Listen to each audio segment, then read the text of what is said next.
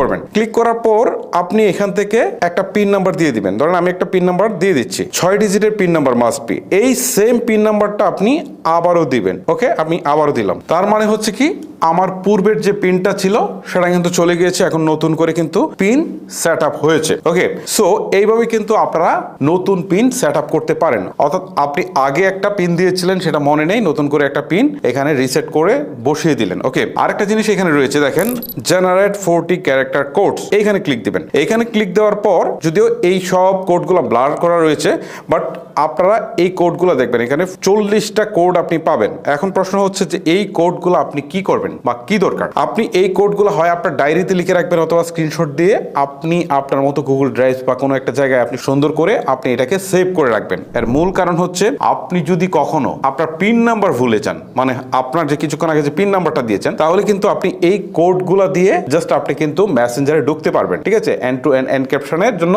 আপনি কিন্তু এখানে ঢুকতে পারবেন। সো এই কোডগুলোও কিন্তু খুবই ইম্পর্টেন্ট, এগুলো লিখে রাখবেন। যদি পিন নাম্বার ভুলেও যান, তারপরে এই কোডগুলো দিয়ে আপনি কিন্তু এখানে ঢুকতে পারবেন। সো আশা করি আপনারা বুঝতে পারছেন যে